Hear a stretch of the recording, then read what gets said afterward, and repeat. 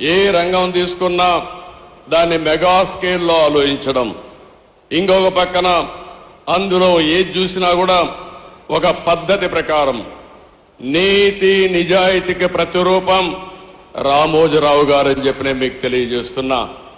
ఇంకొక పక్క ఏ కార్యక్రమం చేసినా ప్రజాహితాన్ని దృష్టిలో పెట్టుకుని ప్రజాస్వామ్యాన్ని కాపాడుతూనే రాజీ లేని పోరాటం చేసిన పోరాట యోధుడు రామోజీరావు గారని చెప్పి కూడా నేను మీకు తెలియజేస్తున్నా. ఈరోజు ఆయన ఏ రంగం తీసినా మీరు చూస్తే వ్యాపారాలు చేసినా, సినీ రంగం చూసినా, సేవా రంగం చూసినా, పత్రికా రంగంలో చూసినా ఆయనే సాటి. అలాంటి బృహత్తరమైన కార్యక్రమాలు చేసిన వ్యక్తి రామోజీరావు గారు. ఆయన మీడియాలో చేసిన కృషికి మీరు చూస్తే అనేక అవార్డులు వచ్చాయి. బీడీ గోయంక కానీ, యుద్ధ వీరు కానీ ఇలాంటి అవార్డ్స్ అన్నీ వచ్చాయి. ఇది కాకుండా మీరు ఒకసారి చూస్తే అనేక యూనివర్సిటీలు గౌరవ డాక్టరేట్లు ఇచ్చారు. కడాన గవర్నమెంట్ ఆఫ్ ఇండియా అత్యంత ఉన్నత పురస్కారం పద్మ విభూషణ్ ఇచ్చి గౌరవించారు. ఈ గౌరవం మీరు మనందరం కూడా గుర్తుపెట్టుకోవాల్సింది. ఆయన చేసిన సేవలను గుర్తుపెట్టుకుని, సమాజానికి ఆయన చేసిన కాంట్రిబ్యూషన్ గుర్తుపెట్టుకుని ఈ అవార్డ్స్ వచ్చాయని చెప్పి కూడా నేను మీకు తెలియజేస్తున్నాను. ఇంకొక పక్క ఇప్పటికి మనం చూస్తే 1962లో మొట్టమొదటిసారిగా మార్గదర్శిని పెట్టాడు. అంటే 62 సంవత్సరాల కంటే ముందు పెట్టాడు. ఎన్నో రంగాల్లో అనేక సమస్యలు వస్తాయి, కానీ ఈ రోజుకి ఎప్పటికీ మార్గదర్శినే. దాన్ని ఎవ్వరు కూడా ఒక్క అపవాదేసే పరిస్థితిలో లేరు. ఎన్నో ప్రభుత్వాలు ప్రయత్నం చేశాయి, దెబ్బతీయాలని ప్రయత్నం చేశాయి. అదే సమయంలో మీరు ఒకసారి ఆలోచిస్తే ఎవరైతే మార్గదర్శిలో షేర్ హోల్డర్స్ ఉంటారో, పెట్టుబడి పెడతారో వాళ్ళందరినీ ఏదో ఒక విధంగా బెదిరించాలని, నమ్మకాన్ని పోగొట్టాలని ప్రయత్నం చేశారు. కానీ ఎన్ని క్రైసిస్ వచ్చినా మొత్తం షేర్ హోల్డర్స్ అంతా, పెట్టుబడి పెట్టిన ప్రతి ఒక్క వ్యక్తి రామోజీరావు గారితో ఉన్నారంటే అది ఆయన సాధించిన విశ్వాసం, ఆయన క్రెడిబిలిటీ. ఆ విషయాన్ని మనం గుర్తుపెట్టుకోవాల్సిన అవసరం ఉంది. రెండోది, ఆయన వ్యాపారం కోసం ఆలోచించలేదు, సమాజం కోసం ఆలోచించాడు. అందుకే 1969లో అన్నదాత పేపర్ తీసుకొచ్చాడు.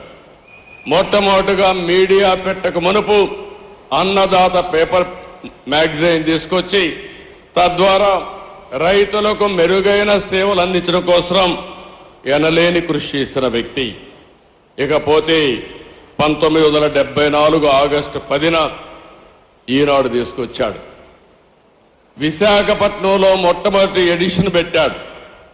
మామూలుగా ఎవరైనా మీరు ఒకసారి చూస్తే ఒక ఎడిషన్ పెట్టిన తర్వాత సాటిస్ఫై అయ్యేవాళ్ళు. ఆయన ఈరోజు 5 దశాబ్దాలుగా ఈనాడు పేపర్ను అభివృద్ధి చేసిన విధానం చూస్తే ప్రజాగళంగా ఈరోజు ఈనాడు అనునిత్యం ప్రజా చైతన్యం కోసం పనిచేస్తా ఉంది. ఇంకో పక్క మీరు ఒక్కసారి ఆలోచిస్తే 22 ఎడిషన్స్ పెట్టి, జిల్లా ఎడిషన్స్ తీసుకొచ్చి వినూత్నమైన ఆలోచనలతో ప్రజా సమస్యల్ని ఎక్కడికక్కడ ఎండగట్టి మేము రాజకీయాల్లో అపోజిషన్లో ఉంటే ఫైట్ చేస్తాం, రామోజీరావు గారు పత్రికా రంగంలో ఉండి ప్రజా సమస్యలపైన నిరంతరం పోరాటం చేసిన వ్యక్తి రామోజీరావు గారు అని చెప్పి నేను మీకు తెలియజేస్తున్నా.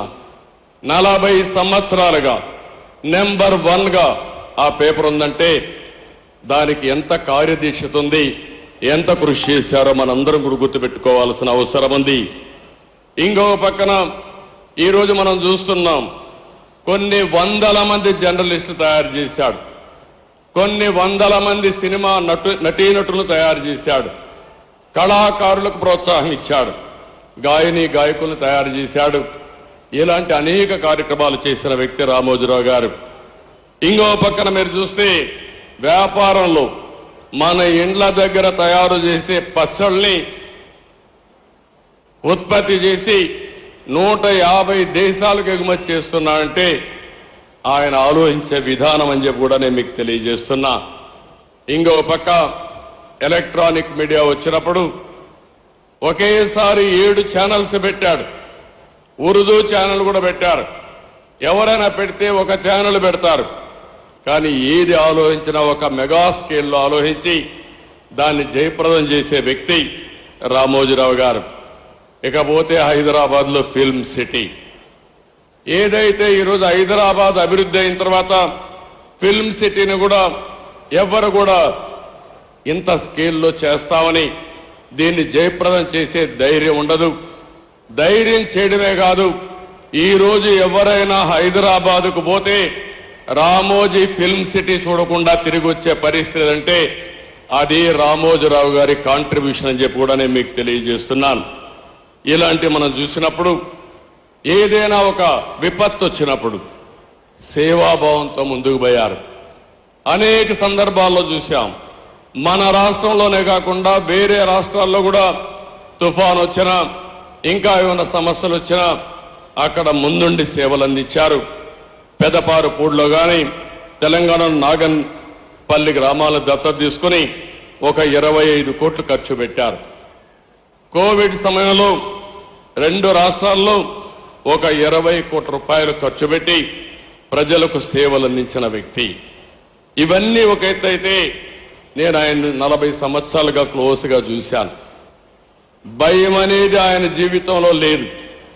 పోరాటం అనేది ఆయన జీవితంలో ఒక భాగం. ఏ విషయంలో చూసినా రాజీ లేకుండా పోరాడాడు. మీడియాను పెట్టుకుని చాలా మంది ఒకసారి ఆలోచిస్తే ఎవరికైనా రాజకీయాల్లో ఉండే మాకు కానీ పత్రికలు రన్ చేసే పత్రికలు కానీ మీడియా రన్ చేసే వ్యక్తులకు కానీ సినిమాలకు కానీ ఎప్పుడు కూడా క్రెడిబిలిటీ ఒకటి ఉంటుంది, విశ్వసనీయత ఒకటి ఉంటుంది.